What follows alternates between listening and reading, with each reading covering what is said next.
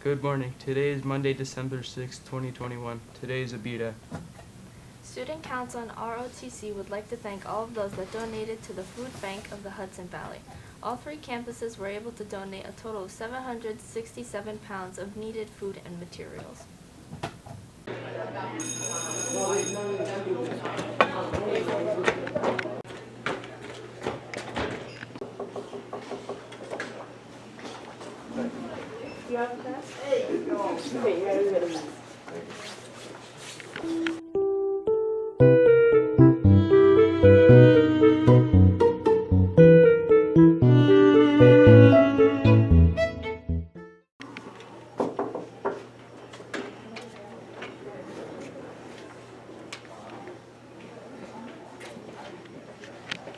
The Poetry Out Loud competition is a national organized program where high school students are scored based on their skill of memorizing and performing selected poems. The highest scoring students in Newburgh Free Academy will have the opportunity to compete against other Hudson Valley students at SUNY New Paltz in January. Winners on the regional level proceed to the state and national level for a chance of winning some prize of the 50,000 prize money that is awarded during the finals. The NFA Poetry Out Loud competition will determine two local winners who will win the honor of continuing the regional competition. Will be held on Tuesday, December 21st. Interested students to see Mr. Waltz in room 143 or Ms. McCurdy in room 273 for a list of approved poems as well as rules and regulations for the competition.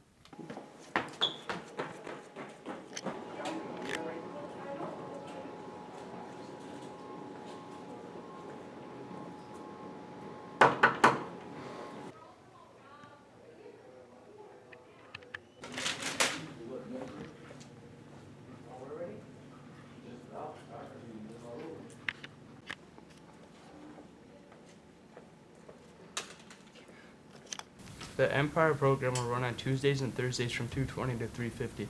There is no busing yet. Please see Mr. Cruz in 264 or Ms. Salisbury in the main office for information and schedules. Seal of Biliteracy in room 213 with Ms. Van Reyes or Ms. Mendez. Music will be in 258 with Dr. Carroll.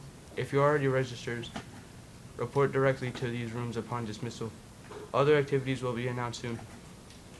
Attention seniors, Live Touch will be here the week of December 6th for senior portraits. Senior portraits are by appointment only. If you don't have your confirmation code to make an appointment, see Mrs. Krakosili Caswell in room 280. Live Touch will be here on Monday, December 6th for underclassmen photo makeup day. If you missed having your photo taken in November, you can get it on December 6th during your lunch or study hall. This is the last day that Live Touch will be here for underclass photos. As a reminder to our students, you must have your ID with you and visible at all times. This will be various security checks throughout the building where your ID will need to be presented if you are in the hallway after the bell. If you do not have your ID, you will be detained.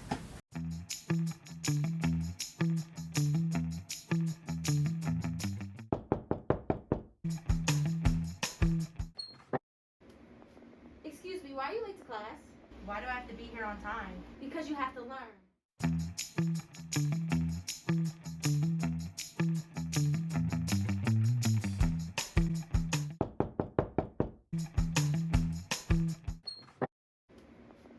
Good job, you made it to class on time. Being on time is very important.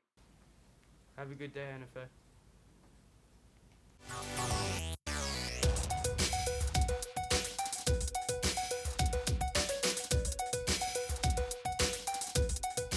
Good morning.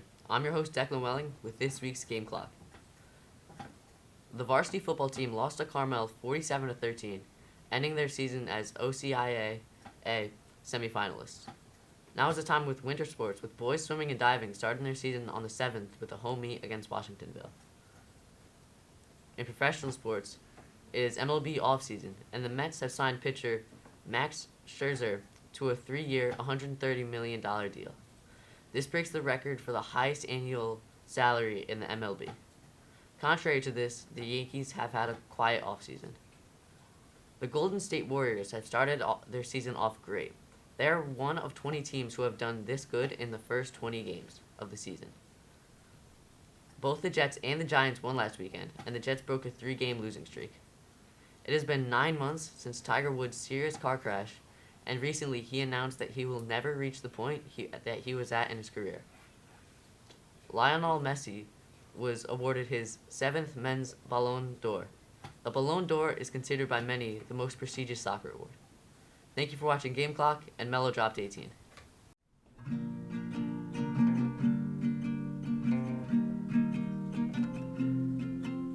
The population's growing, and our waste is really showing that some single-use products can last for thousands of years. So stop the plastic bags and bottles, as well as straws and cigarette butts. 'Cause as the population's growing, we should preserve what we got. Single-use products account for more than 40% of Earth's total plastic waste. They can hinder the health of humans and ecosystems, and as the population grows, so does the consumption of single-use products. You can help make change and save the environment by replacing these harmful single-use items with more sustainable alternatives.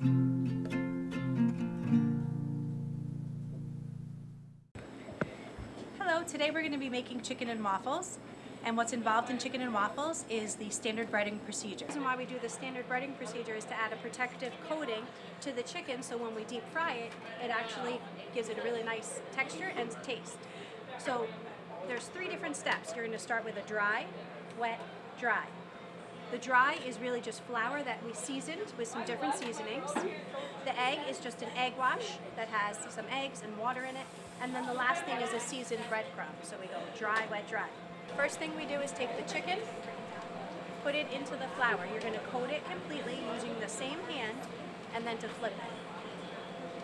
After you flip it, you're then going to shake off any excess flour, put it into the egg wash. While it's in the egg wash, I still use the same hand just to cover it with the egg, and then flip it over. So now all the wet is covered. Then I use my other hand so that I'm not going to get all coated. Take the wet and put it now into the dry, which is the breadcrumbs. Kind of pat it down still, flip it over, and then shake off any excess. Put it on your tray, and start again. All right, so now that our chicken has been coated with our standard breading procedure, what we're going to do is we want to make sure our oil is nice and hot. By putting the chicken in nice hot oil, we're going to get a really crisp coating on it. So we have to be at least 350, 375, and we are 350 exactly. Perfect. So you don't want to just take the chicken and throw it in like a frisbee, because obviously this is hot oil. You don't want it to come onto you. So what you're going to do is lift up the chicken, and you're going to place it in and actually let it fall towards the back of the stove, just so nothing splashes up on you. As you can see, the oil is kind of bubbling up around it, giving it a nice, starting to crisp it up. So what we do is we let that sit, and you're going to take your little spider tool, and you just kind of want to mix it just so it doesn't sink to the bottom and get stuck to the pan. You're not going to need to flip them since they're submerged. You'll start to see it'll get a nice golden brown. When it has a nice golden brown, we'll take it out and we'll put it on a little sheet pan and put it in the oven to keep it. Alright, so today with our chicken and waffles, obviously you need waffles. So we're going to be using the waffle iron. The first thing that you need to do so it doesn't stick is spray the top, spray the bottom. Right now you see that the oven iron is nice and hot. What you do then is take a 4-ounce ladle, and you're going to just get off any excess. You're going to pour it right into the center of the waffle iron. Just let it spread around so it's a nice fluffy waffle. You're going to close the lid because the top is hot just like the bottom. You're going to flip it over, and then what you're going to see is you're going to start to see the steam coming out of it. This light will be green when it's ready to take out.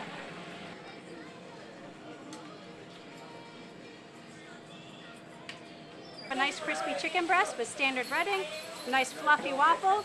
Can't forget the final touch of a little syrup. Bon appetit.